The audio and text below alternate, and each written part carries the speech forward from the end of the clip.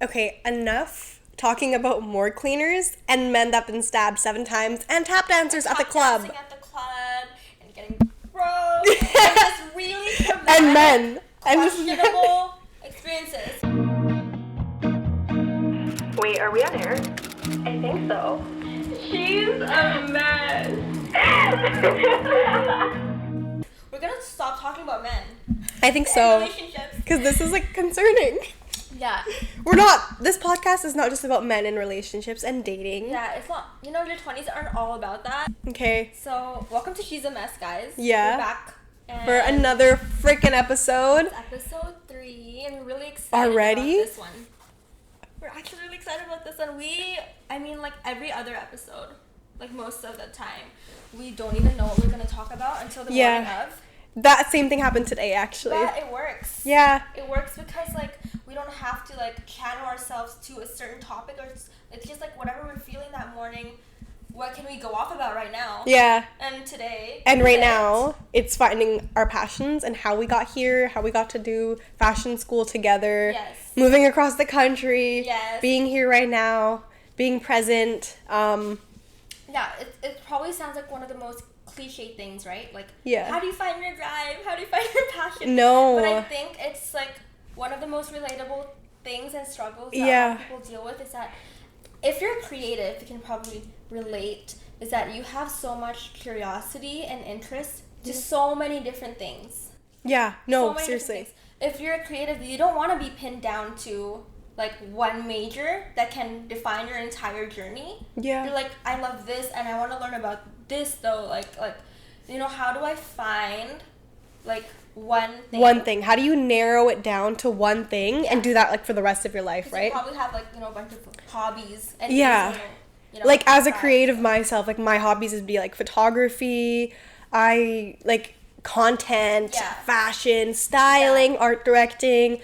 I have so many different, like, creative outlets, but how do I pick one and narrow it down and just stick with that? Creative outlets. Yeah, because, like, for me, I'm the kind of person that I need to be my mind needs to be constantly stimulated. Yes. And I need to be doing different things. I can't just do one thing, right? So that's my downfall. Exactly. I can't narrow it down. And I'm already such an indecisive person Yeah. itself without all these, other, like, there's so many elements I'd say I'd consider in my head before I move on with that decision. Yeah. So the process of me deciding, like, okay, I'm going to do fashion, like, it was a whole journey Yeah. that led up to It's still a journey. It's still a journey. It's and still, we're in our 4th year. Yeah. We're graduating, like, next sem. And even our program is, like, the most, like, Broad, confusing, but also, like, most amazing thing, I would say, because I got to explore so many different sides of fashion I think, and the industry I had no clue about beforehand. But in that ambiguity. Yeah. I'm not saying it right. I know I'm not saying it right, but I'm not even going to try again. There's, like, kind of beauty in the fact that you can have that control in how specific or exploratory you want your journey to be. Yeah. And that's so freaking sick. And that's It's what, so like, cool. drives me. And that's what, like, keeps me up at night. And that's what, like, makes me so motivated and ambitious and happy to wake up every day and be like, okay, what's next? Oh, dude, it's getting a little scenty on me. You're a little deep. Okay, no, we need to go back to the root of this, okay? I need you to tell me, when you were a kid, what was the one thing that inspired you the most? Like, your biggest hobby? Yeah. So as a kid, I feel so lucky and so privileged that my parents were creatives too. Mm-hmm. And they, like, made sure that I grew up in an environment and with resources Yeah. that I can explore so many different avenues. Yeah. Oh my god, I was Oh, gonna because I know not a lot of people get that growing up. Yeah. So when I think about it, I'm like, I just feel so, like, I need to... Overwhelmingly, I like, feel grateful. an overwhelmed sense of, like, gratitude and appreciation for that. Yeah. For my mommy and daddy. I do too. I love you. Love you too, guys. Love you, mom. Love you, dad. No, yeah. So since they, like, encouraged me to grow up around that. Yeah. They put me in, like, so many, like, dance classes, like, music. They put me in acting and theater and, like, entertainment. They put me in drawing class, put me in, like, piano, like, music, art, all of that, right? So I also never really mentioned this to my parents But because they gave me like so many options and they exposed me to so many different avenues and sides of the creative world. Yeah. When I got to high school and I had to decide, like after high school, okay, what am I gonna do? Like, I love everything. Yeah. I freaking want to learn about everything. I want to explore all these different Yeah. avenues. How do I choose? I kind of blame them in my head. I'm like, why did you have to not kind of guide me towards one thing? Why did you like give me all these options? Which is so ironic and like so stupid to blame them for. Yeah. Because some people come from a household where their parents decide For them. that when you grow up you're gonna do this. You're gonna be a lawyer. You're gonna be a doctor. I look back and I'm like, Yeah. why was I mad Yeah. that they gave me access to this like This many things. This many things. Times. Yeah. Like, let's say my parents put me in like soccer classes. I also Right. did a bit of piano. I did a bit of everything. Yeah. But the only downfall and the downside to that is I never got good at anything. I just got an intro to everything. If I had stuck with piano, by now I probably would have been a talented pianist. No, that's exactly what I thought. I feel Or like a talented soccer player. A lot of people quit piano early, and Yeah. I wish I didn't. I really wish I didn't. One of those I things. wish my parents literally told me like, no, you're gonna stay in this. I want you to Yeah. like be good at something, really good at one thing. Yes. But instead they gave me the options of Yes. so many different things. And that kind of helped. That kind of made me build the habit as a creative to start so many things And then but never complete finish them. Yeah. Never Oh my complete god. them. Literally me. Right? I'll like do so many things. I'll have Yeah. so many things and ideas going on in my mind with life like right now. Yeah. But I'll never stick with it. Yeah. I'll constantly be starting new ideas. Yeah, exactly. And you've seen me on the subway on Yeah. my notes app. Her notes app is fucking insane. I have 400 Yeah. tabs on my notes app, Yeah.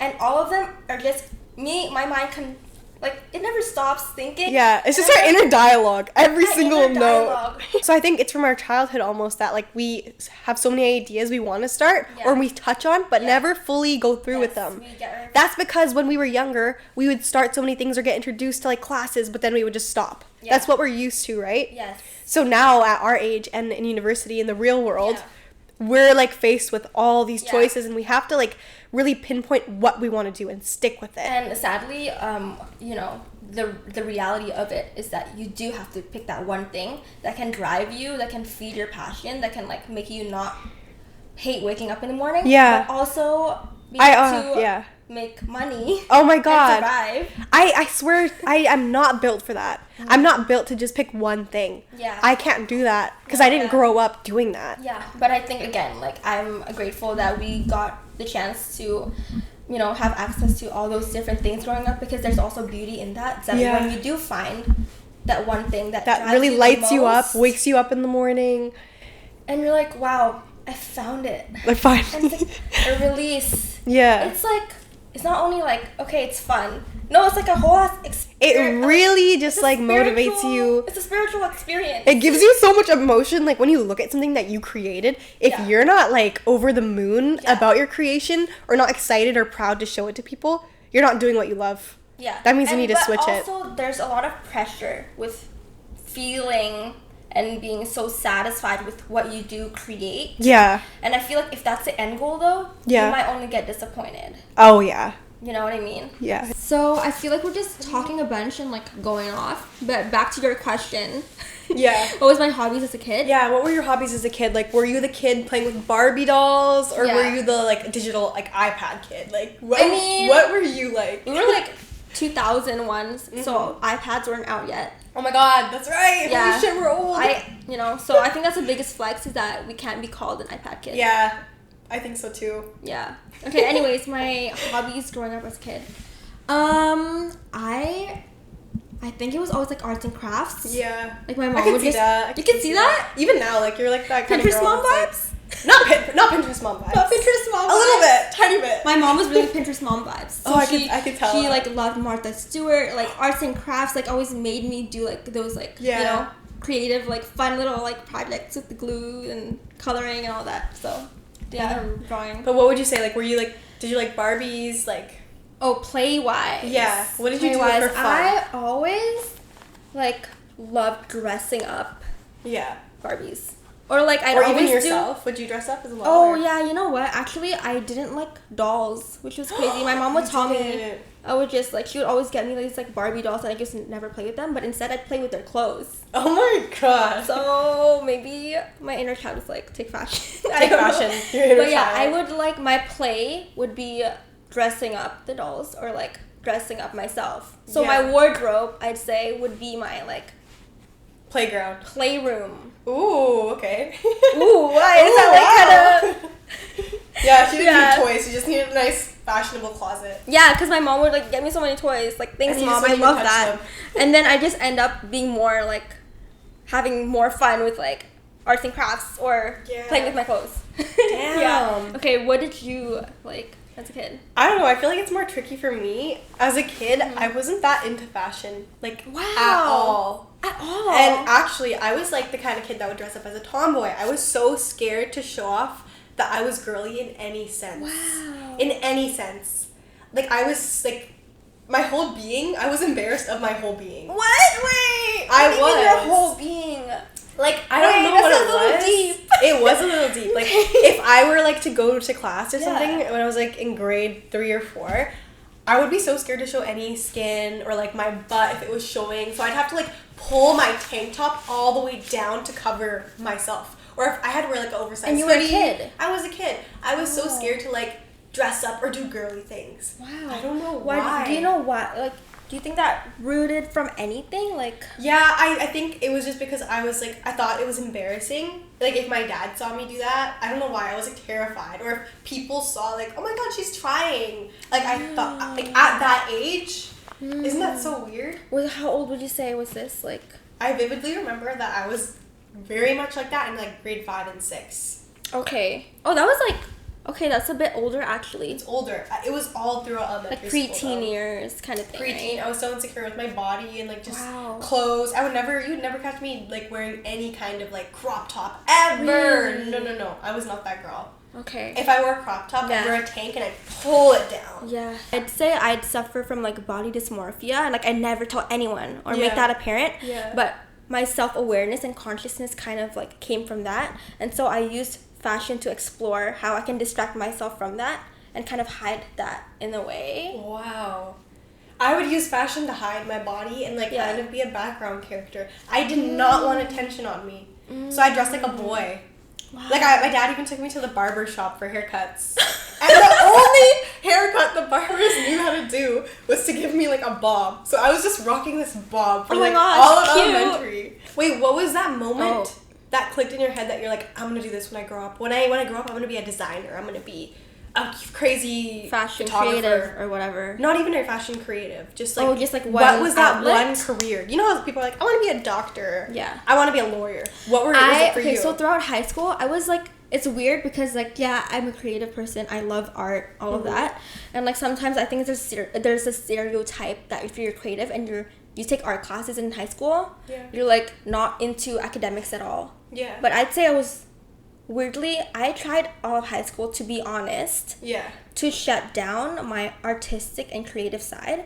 I quit dance, I quit art classes, I quit piano so that I could use all my time and energy to get A's. Yeah. And that worked for you because you did get A's. I mean, yeah, it worked for me because I thought that that's how I had to be, not from my parents' expectations or like any teachers or anything, but I just had that self-expectation growing up.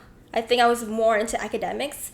So as soon as I hit grade 12, I was like, why am I like trying to shut down like my inner like voice trying to pull me constantly Yeah. with all my efforts trying to like get into Why do something you very think you- academic. Why do you think you wanted to be so academic based though in high school?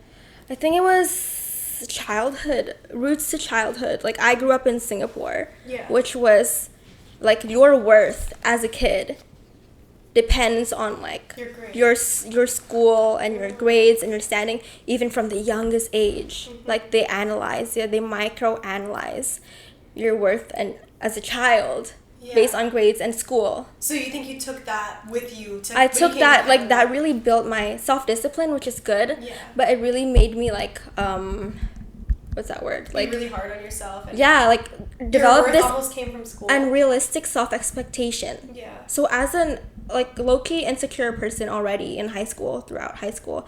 I would get validation from that, I'd say. And that's why I shut down my creative side to be like, okay, no, this is what you have to focus on. Even though my mom would be like, what are you doing? Like, you know, get into these artsy things. Like, I'd be like, no, like, I need to do school right now. I need to get A's. Yeah. So by the time we had to decide, even though I was like an indecisive person, like that helped me kind of. You always knew in the back of your mind that you were creative and that you would go into like the creative field when you graduated. Yeah, so like that actually, the irony of it is like that made me realize that I should stop putting that creative calling in me. Yeah. And should stop like turning it down, because despite all these efforts, I'm so pulled to that side.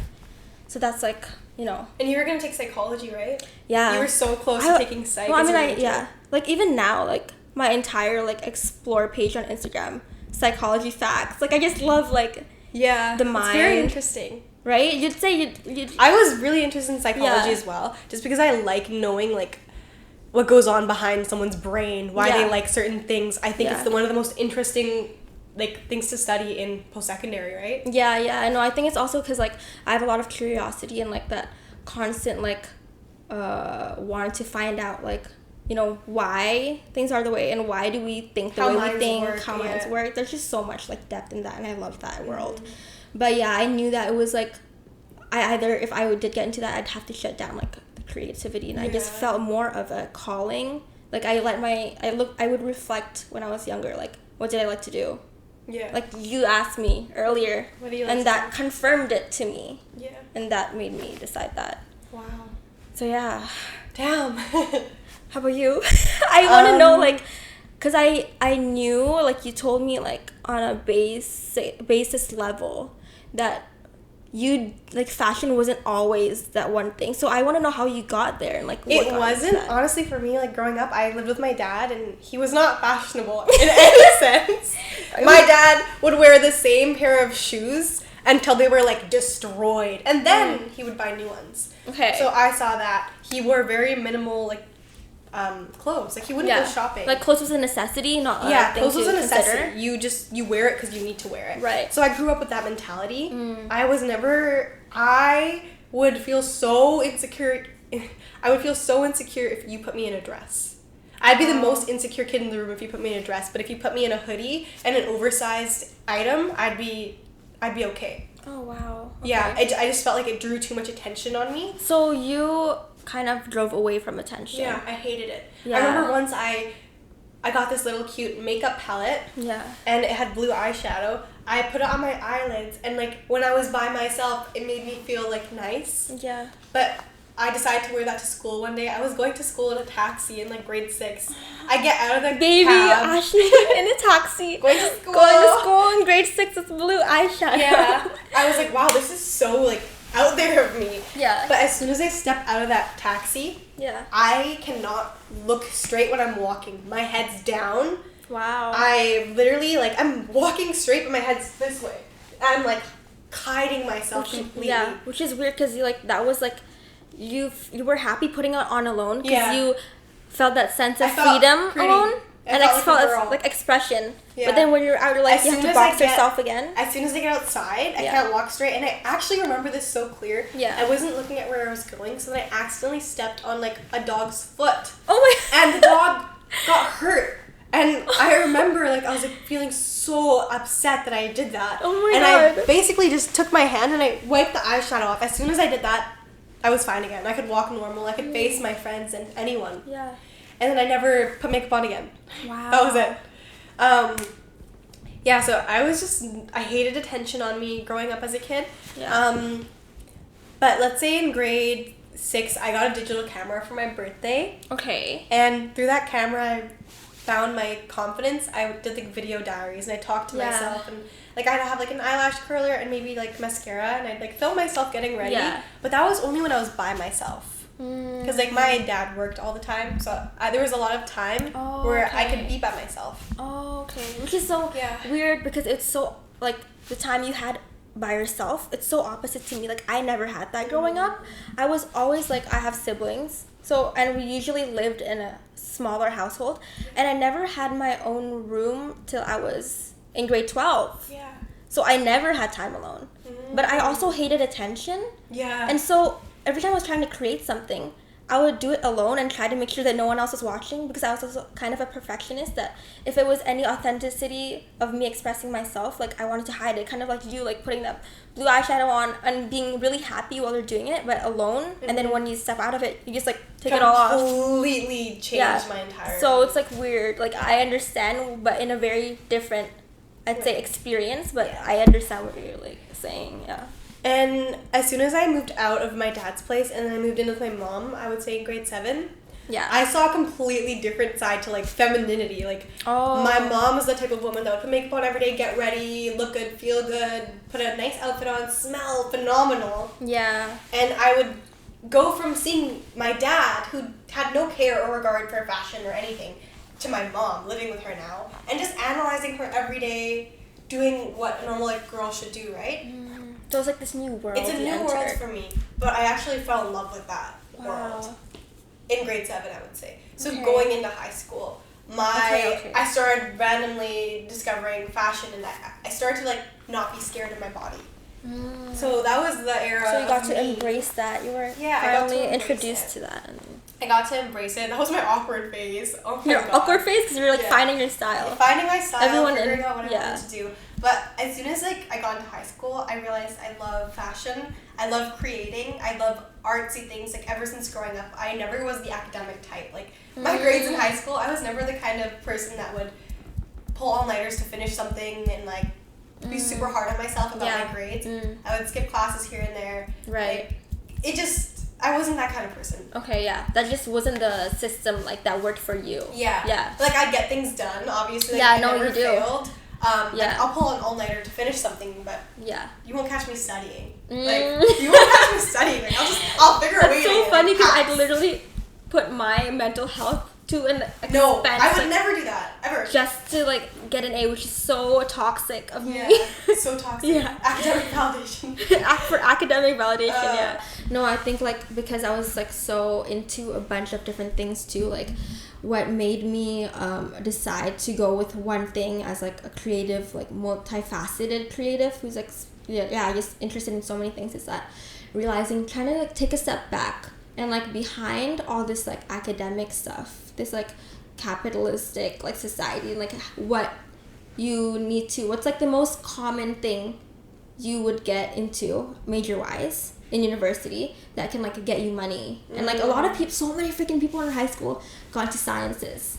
Or, like... So many people. Literally so many people got into sciences. Almost and I'm like, maybe knows it. The closest thing to sciences might be a psych. Yeah. So I'll look into it. Yeah. But I'm like, that's not me, though. Like, I need to take a step back. I need to, like, look back to, like, when I was a kid, what I loved. And I just... And I realized after making this decision that that was what I liked when I was a kid. So it's kind of this, like, past and present kind of, like... Yeah, you came back to what you started. It meets up again.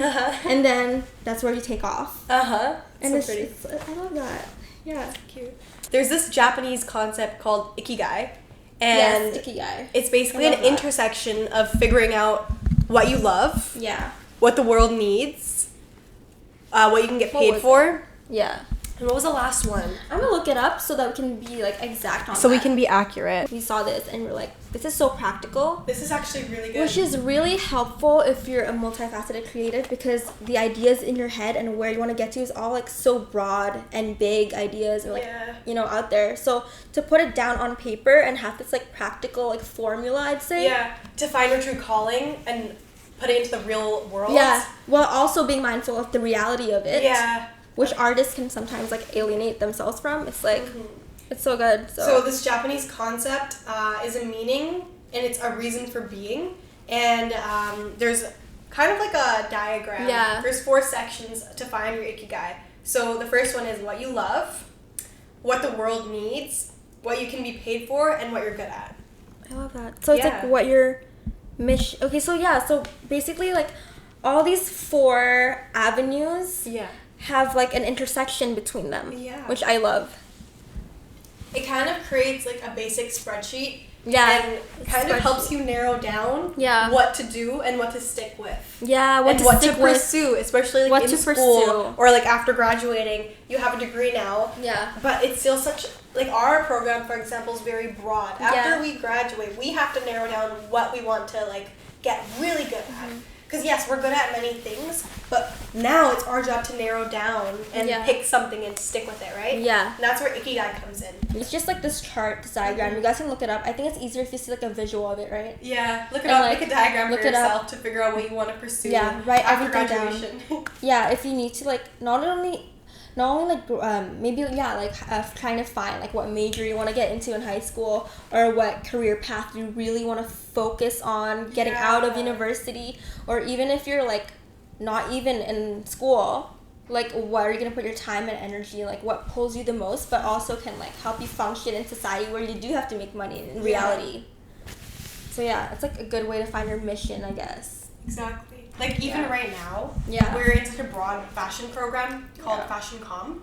It's fashion communication. Yeah, basically. so we are communicating fashion, but there's so many different avenues of fashion. Yeah. We've experienced so many, like from photography to like art direction, design, marketing, design, graphic design. Very more analytic approach. Research methods, business, marketing, international markets. Yeah. I'm data analytics, buying merchandise. Okay, anyway. Everything. I'm being exposed to the whole entire industry, which is what I signed up for. Yeah, we knew it coming in. I'm even more confused and overstimulated. I have all these ideas in my mind. Yeah. But I'm not sticking with one, so I'm not seeing any progress. Yeah. I'm just stuck at this like overstimulated point in my brain. Really exciting. Yeah. Because it's like such an exploratory stage, but it's also really anxious filled. Yeah. Because it's like, okay, after this, so what? Yeah, now what? And you're not being told by school anymore what to do. So it's after this, like, how do you want to paint your picture? So it's like, what do you think you've learned throughout this like journey of trying to like find what drives you? And like, how do you think you're gonna try and go about it after graduation? Yeah. I've realized that yes, I'm in school for fashion right now. Yeah. But even at times, I find myself and like my headspace kind of drift off. And out of fashion? Well, because for me, I was saying I have so many things on my mind and I'm overstimulated. Yeah. After I graduate, I really want to narrow down on one thing. Yeah. And really give it my all with that one thing. Yeah. Instead of putting bits and pieces of energy and inspiration and motivation into like to a wide 10 variety of things. areas. Because then I'm going to burn myself out and not see that growth I'm looking for. I am very growth oriented.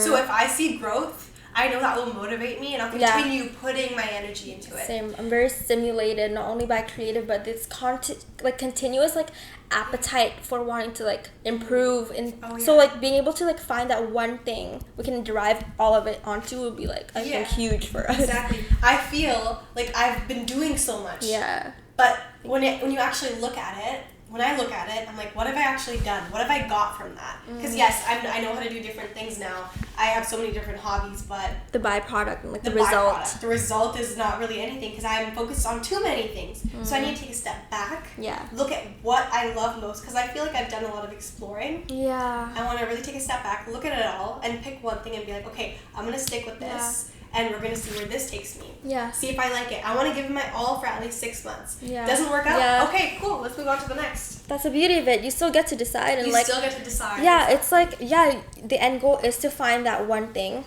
But at the same time, it's also the openness and being okay to change and flexibility and being like, it's actually a privilege that we get so many choices.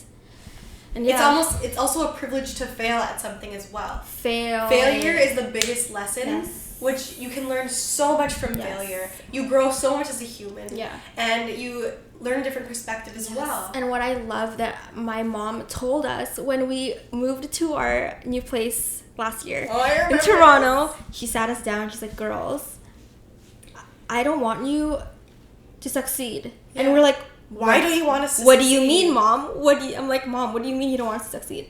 She's like, I want your focus right now to invest in your failures. Yes. And we were like, whoa, that's a cool perspective. Mean? What do you mean invest in our failures? Yeah.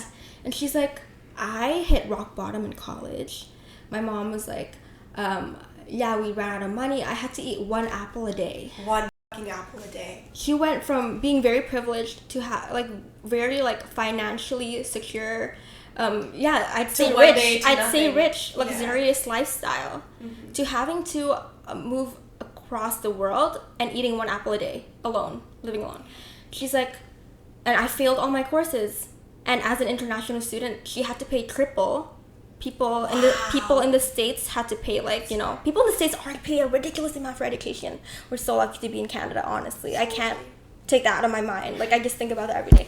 She has to pay triple of that currency. Oh my god. Not even putting currency in mind. So she had to be in that state, and she said, but that was the most broken I've ever felt. But I invested in, she failed all her classes, and she called her dad, and he was like, no, part of me, having you be in the States and paying so much and investing so much, it's not to invest just for you to succeed and make money in the future, but it's to invest in your future. That means that it'll include success and failure, because you learn the most from failure.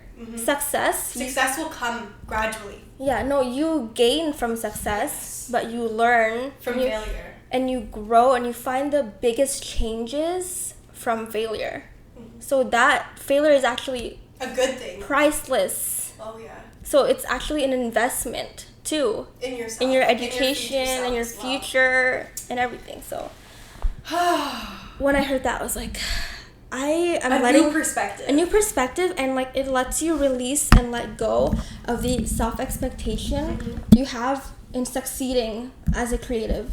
And it's I'm not here to succeed, I'm here to learn. Exactly. And even if you do fail, which you are gonna face failure at many ages, at many points in your life, you should look at it as a lesson, not determine your self-worth by how many times you fail. You were saying there's so many famous and rich people that have failed numerous times. It's actually rare if you look at interviews or documentaries. It's so rare where you find the most impactful people who doesn't have a ridiculous amount of failure, or doesn't have the most insane huge downfalls they've experienced. There's that says something, right? Yeah. Okay, so besides how to find your drive and all of these crazy ass considerations that you have to make throughout your journey, and being open to failure and learning experiences, and just all these experiences and things you have to kind of prepare for, I think one of the most important thing a talent or a creative talent or person has to have is kind of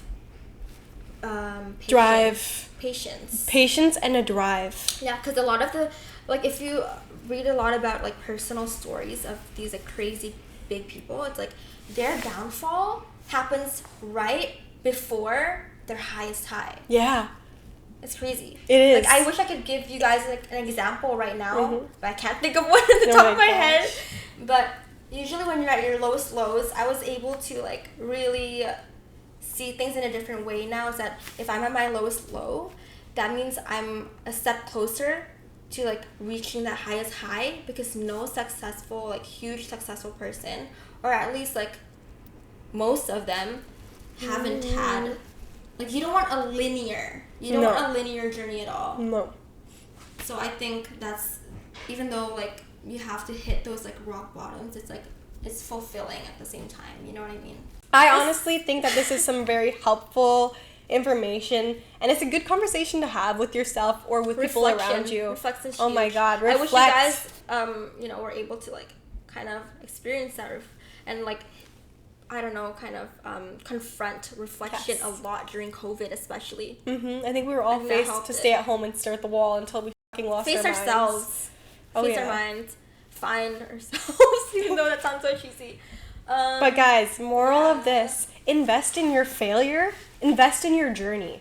Don't look at life as just one, if something bad happens, that doesn't define your entire existence or where you're gonna go. That just makes your journey and your story richer. It does. And you want to invest in failures and memories and not be too attached to outcomes. Yeah, and do success. not be attached to an outcome. You need to just focus on what you love doing.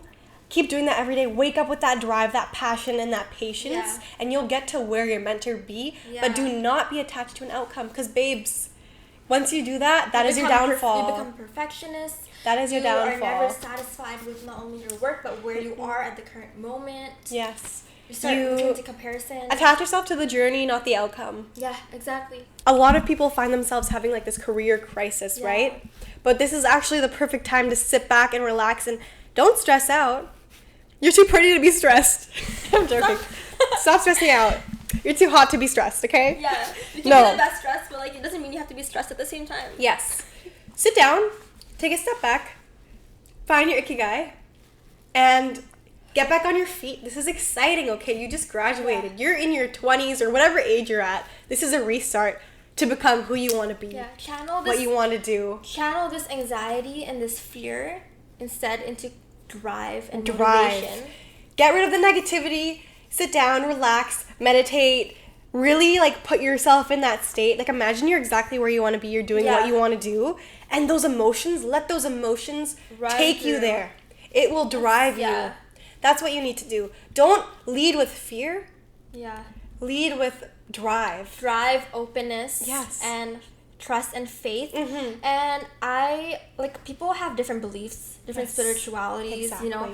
But I feel like faith is what helps me. Mm-hmm. So I think finding like a safe space when you're, you know, at the end of the day, when you're alone, how you can find that safe space and have that inner monologue and like affirmations to that time with yourself, yes, is very important. For yourself, that can sometimes lead you. Like you'll find your own voice leading you, and sometimes when you're open to that, it like gives you direction. Mm-hmm. It almost re-energizes you. It reminds you why you're doing what you're doing, why you wake up in the morning. Yeah. And it also really reassures you and lets you sleep at night very peacefully. It's not supposed to be a flat, a monotone, a normal, a linear journey. Mm-mm. As up and down as it can be, it's what makes your story the most fulfilling. And you know what? I'd rather like have a life that's like the highest highs and the lowest lows with like memory, like this most memory filled, crazy ass, messy journey, which is why she's a mess. To embrace those messes. But than to just rather, you know, live this like very monotone, safe. It's like that saying, yesterday is history, today is the present. Kung Fu Panda. No, he was the wisest bitch ever. He was the wisest bitch. You take that advice. Like, no, I listen to it now and I'm like, holy shit, this man's brilliant. And then he had to fucking die at the end. Like, don't do that to me. Don't do that to me, babe. Don't be too wise or you'll like die too soon. Oh shit, no, the wisest bitches die early. No, heaven needs you. You're an angel. Where's this going? You're an angel. No. Find yourself. I gotta repeat this. I'm gonna find the audio and put it in here. Funny though. The past is history. Tomorrow is a mystery, and today is a present. That's why it's called a gift. Yeah. You know what we're talking about? Can you like actually like say the exact quote? Yes, I'm gonna actually put the audio of him in this podcast. Okay. I'm gonna do it. And like with your like you lip syncing it, so it sounds like you said it exactly how he said it, but like you did it really wrong. And like, oh my god, no, I think we did it. I think we did too. But guys, this is so important because yes, tomorrow is a mystery. Yesterday is history, but today is a gift that we get to live, to be present right now, and that's the most important thing. To be present in this exact moment. Because we are constantly living in the past or overthinking about the future. Yeah. But what you need to do right now is focus on the present and enjoy the present. And let's say you want to get to this point, right? Yeah. From A to B. You got to figure out the present moment, what you're going to do to get there. Because you'll eventually get there. Yeah. You don't need to constantly be thinking about what am I going to do? How am I going to get there?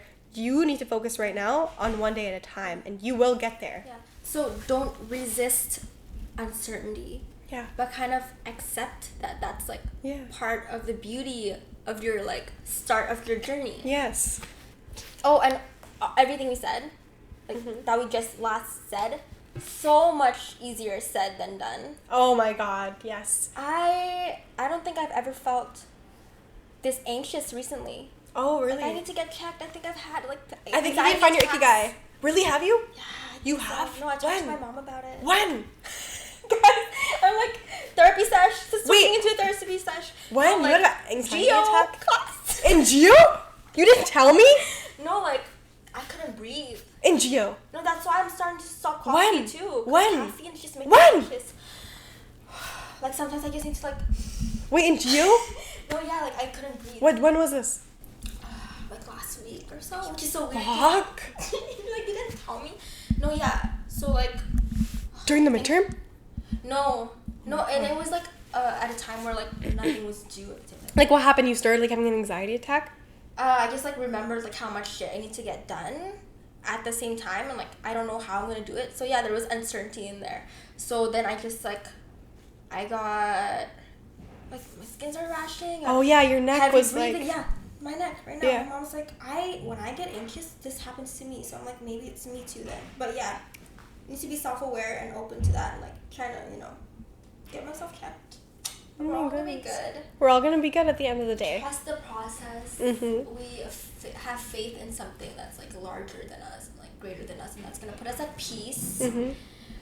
And yeah. Yes. And guys, I read one day that I read somewhere that if you hug somebody, it relieves stress. So here, let me give you a hug. Maybe Guys, we're so never- stressed because we never don't hug. hug. Hunty, come here. Actually. No, Give my me mom a said that if you hug someone for 30 seconds. Yeah. Every day, you have a long. Yeah, life. Hunty, come on here. Live footage of us hugging right now, bitches. Okay, come here. You're so annoying. Just hug me. Okay, but like real best friends don't hug each other. Yeah, I know. But like you will almost like passed out, so I'm gonna hug you now. No, that's not a. I'm not gonna give you a side hug. Oh. If we're gonna hug in this Okay, awkward hug. let me put the mic down. Put the mic Here. 30 seconds. 1, 2, 3. Wait, what second are we 9. I can still count. This is so funny. Deep breath in, out. That was 30 seconds, but I think it was enough. We'll get there eventually. That was probably like 10 to 15 seconds. But Did I really get stressed? No, I think I got a little more stressed. I think that you stressed me out more. Oh, guys, that's why I think I was so impulsive in getting my piercings because of my anxiety lately. I got 6 piercings. No, just kidding. I got 4 because I started bleeding so much. Oh my God, that gave me anxiety. Oh, should that be the messiest thing of the week? Yeah. That I got 6 piercings. Oh my You gosh, got we 6? forgot. I think that's how we conclude this episode by trying to hug for 30 seconds, But we couldn't. but we couldn't. Maybe next week. I don't know if that was like enough of a messy ass story, but like maybe we'll come up with one next week. We need to show that we're a little mundane too, so you guys. Mundane? Don't think we're crazy as hell. Yeah, no, we want to show a little more. We did something normal for. We did something normal. Yeah, we are normal on this episode actually because we talked about like deeper shit Yeah. than like those crazy. I guess you guys stuff. weren't expecting this. This is kind of a curveball, but that's This what we do. is a curveball. This is what we do, you know. It's dynamic. Always keep them on edge, you know. Keep you guys on your toes. Yeah. That's it for this week's episode, That guys. is- We will see you guys next Sunday. I hope you got something out of this. I hope. I hope you find your I wish you luck on your journey. All yeah, of you. I hope you Every find- single one of you. Even Yeah. if you're like a hoe that's creeping us. Hey. Even if you're a hoe that's creepy as Even if you're a hoe that's Hey. creeping me and is about to ghost me, like I still wish you luck. Yeah. Maybe not the best of luck, but some luck, like. Dude, we gotta go. We got to go. Gotta go. Okay, bye, bitches. Bye.